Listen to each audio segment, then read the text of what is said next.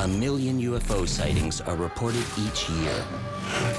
Most can be debunked, but 5% remain unexplained. These are the close encounters.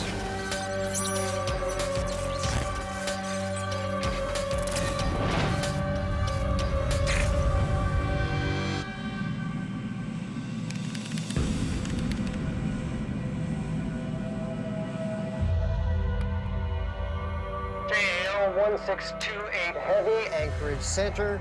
Proceed to Talkeetna, heading 215. On a routine flight, Captain Terauchi and his Japanese airline crew make their way towards Anchorage, Alaska to refuel.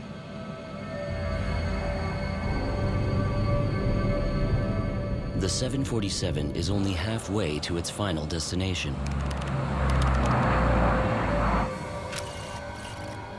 It was a flight from Paris to Tokyo.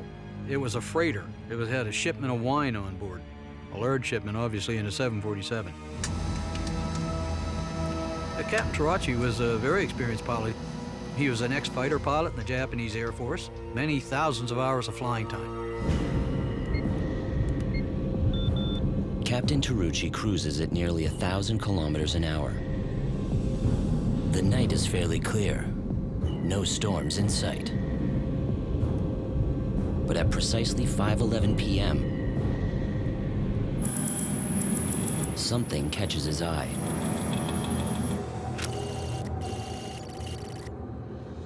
He looks out through his window and he sees something that doesn't look right.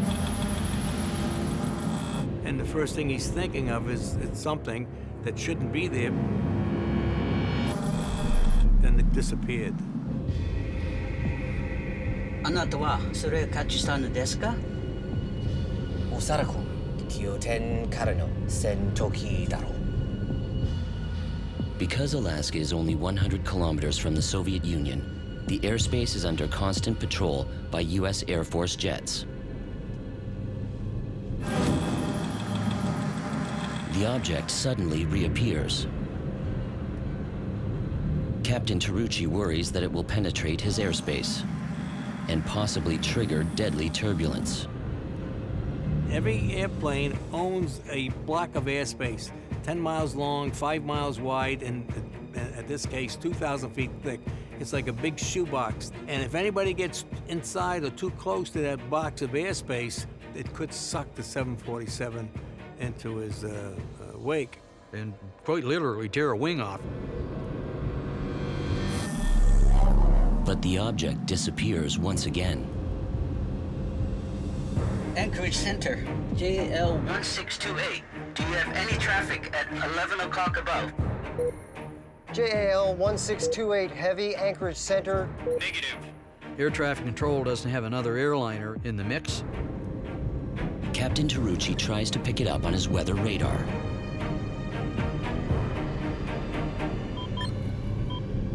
He sees this big blob that's moving toward him.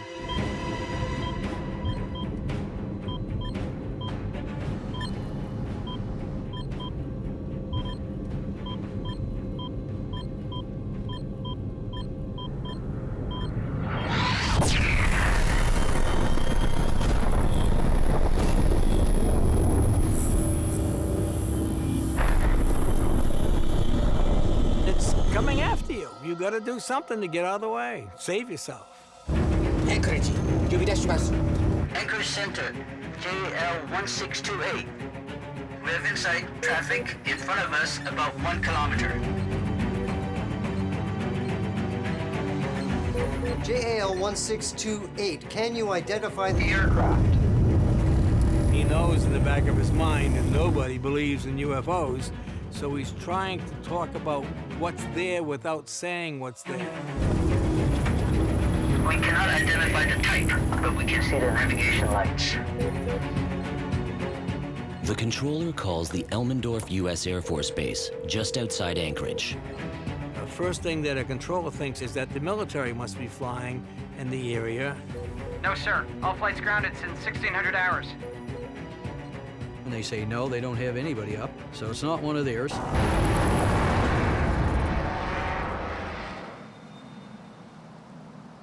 Now, all of a sudden, the object seemed to have disappeared. 彼らは隠れている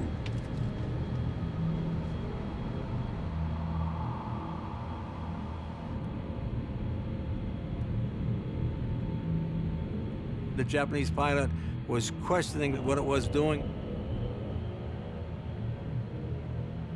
Maybe they just turned their lights off. Who knows? Then, as they near Fairbanks, Alaska, Captain Terauchi gets his first full look at the craft that's been following them.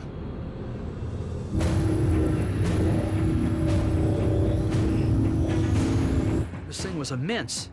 It's 4 times the size of an aircraft carrier. In his mind, he says if that craft gets too close to us, it's gonna flip us over and we're gonna die.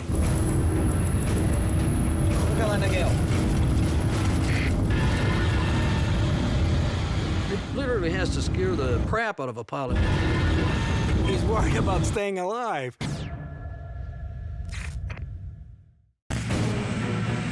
The crew of JAL 1628 believe they've spotted a strange object over Alaska, 4 times bigger than an aircraft carrier. Aircraft carrier is a city. They can have 12,000 people on an aircraft carrier, and figure there's 4 of them. As the object hovers ever closer, the crew is forced to deal with increasing turbulence. Seeing something that huge alongside of you, you know, it literally has to scare the crap out of a pilot. Request heading 240 Captain Terauchi decides to put some space between them and the mysterious object. Anchorage center Requesting object heading 2. The pilot requested to change his altitude, and it's coming in broken. JAL 1628, you're coming broken. Say again. The crew can't change their course without approval from air traffic control. Requesting object 240. Understood. Requesting flight level 310. Descend at pilot's discretion. The controller checked to see if there's anybody else underneath him, and he says, no, you can go down to 31,000.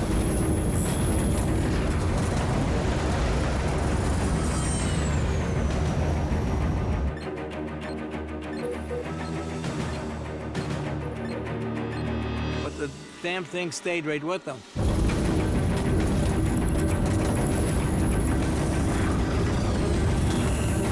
He doesn't know what else he can do. He's worried about staying alive. The controller calls for an unusual maneuver. JAL 1628, I'm going to request you make a right turn, 360-degree turn. Advise me what your traffic does. He's thinking that if this aircraft is following him and that he makes a big circle, that this guy will go on his way and it won't bother him anymore.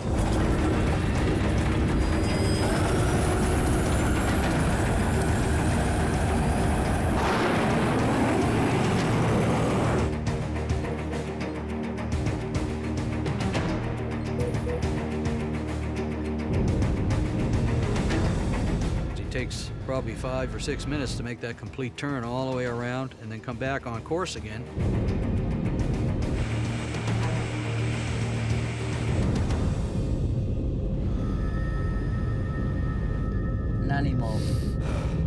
For the first time in over 20 minutes, the crew can finally relax.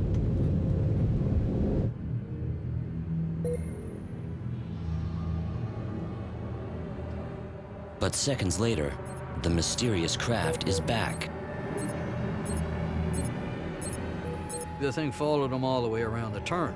JAL 1628. Primary target behind you in trail. In trail. I say again. Can you see it?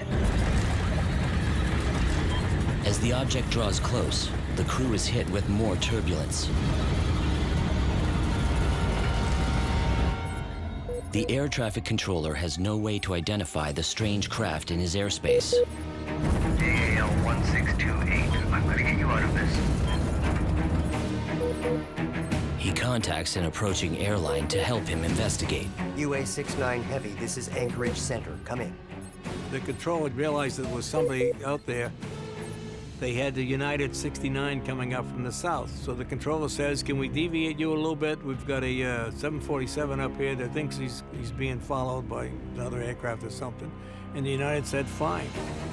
For safety reasons, the passenger plane only pulls to within 20 kilometers of the JAL 747. Hold tight, I've got someone coming by.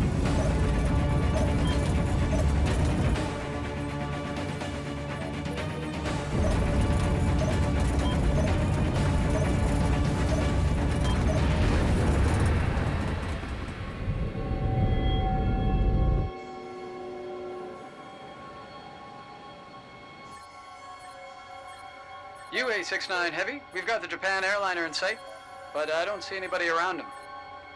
He couldn't report seeing the object that Terauchi was seeing. JAL 1628, can you see? The crew of JAL 1628 report that they too can no longer see the object. The 747 descends and lands, nothing else happened, and he's probably happy to be on the ground.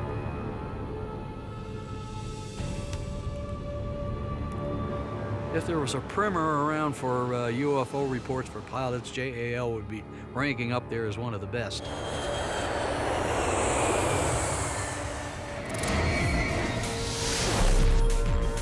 On landing, John Callahan immediately interviews the JAL crew. All 3 crew members provide similar reports of what they saw. That report appears to be backed up by radar data from the Elmendorf U.S. Air Force Base. They confirm that a very large craft was spotted that night near JAL 1628. But a group of UFO skeptics later issues a press release claiming the crew saw Jupiter and Mars. Another theory suggests that the strange lights were reflections of moonlight in clouds filled with turbulent ice crystals. However, all weather data for that evening indicates a clear sky with good visibility. Dispatch, car 407, proceed with caution.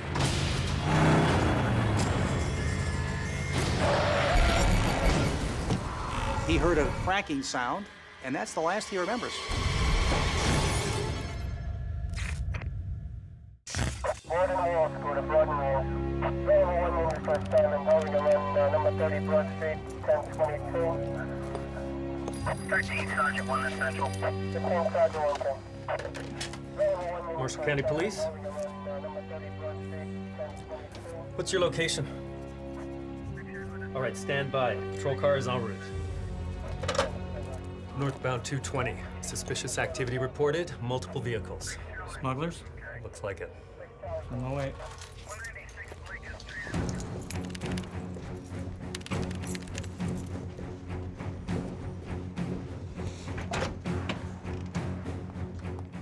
Deputy Val Johnson heads out to Highway 220 in northern Minnesota in pursuit of possible drug traffickers.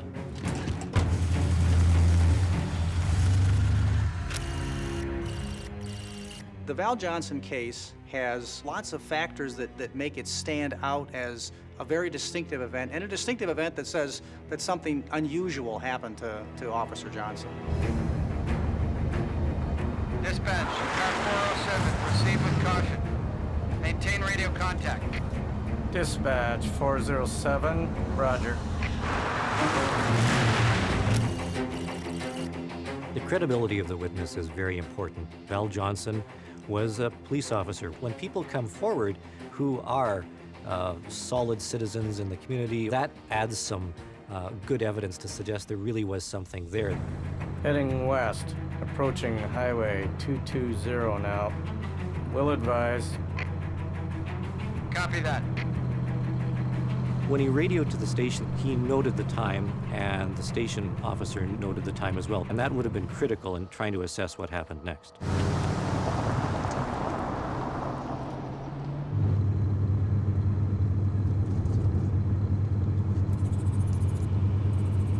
He was driving on one of the small backcountry roads and noticed a light slightly over the trees some distance away. 407, dispatch. Listen, Greg, I've got a possible aircraft low on the horizon. Could be a Cessna dropping their cargo. I'm gonna go check it out. Copy that, 407. Deputy Johnson only has a few minutes before the smugglers drop their cargo and take off again. He accelerates to a high speed, he thinks about 65 miles an hour, and tries to get closer to this thing. What the hell is that?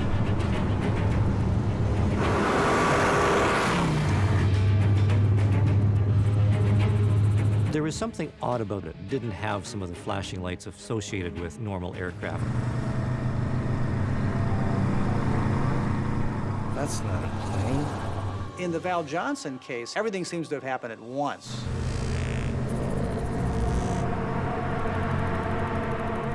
And as he gets closer, that's when everything goes haywire. What started as a police investigation is about to become something altogether different. This light was definitely destined for him.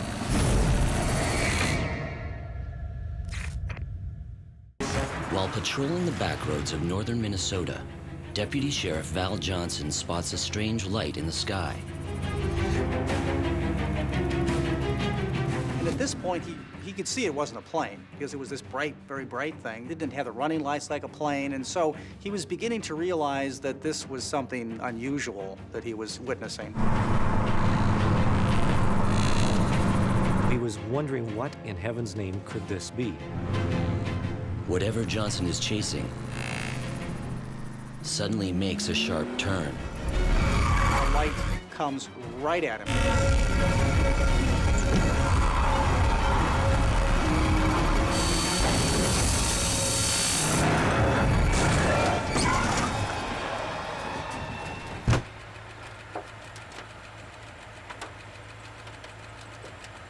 He heard a cracking sound, and that's the last he remembers.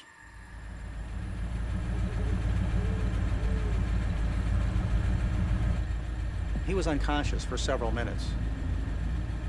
Val was very, very confused and wondered exactly what had happened to him. He had no idea.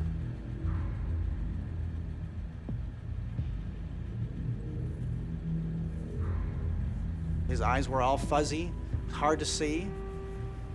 He was suffering from welder's blindness, as if he had looked at a very, very brilliant source of light. Johnson's ribs are badly bruised, and he has a concussion. He was wondering, where did that light go? What am I doing here? How come the windshield is cracked?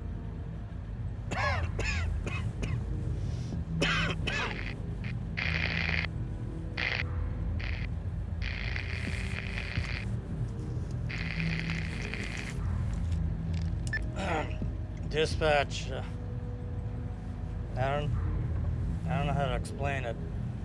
Something hit my car. His police instinct kicked in. He immediately radioed for help. Are you hurt, deputy? Banged up a little. I'll survive. Hang in there, deputy. Time is now 2:33 a.m. We're on our way.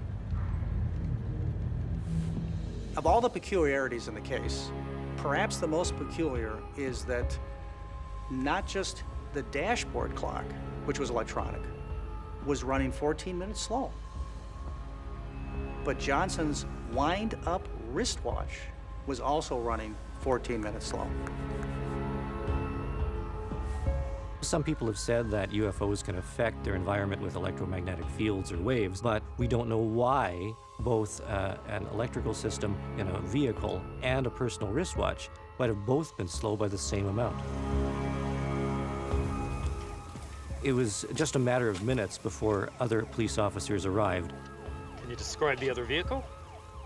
It wasn't a vehicle, Greg. The object was gone, the light was gone. Whatever hit Val Johnson's car came from nowhere and then disappeared. This certainly wasn't a simple hit and run, unless it was a simple hit and run by an unidentified flying object. Police immediately begin an investigation into the crash. All evidence is carefully analyzed. The damaged police car is examined by a team of engineers. They conclude it was struck by some kind of man-made vehicle. Some investigators suggest that Johnson may have collided with a stray, low-flying airplane. Others theorize that the vehicle could have been hit by lightning. But no explanation was ever found for why Johnson's car clock and wristwatch were running 14 minutes behind after the incident. The final accident report concludes that Johnson's squad car sustained damage from an unknown origin.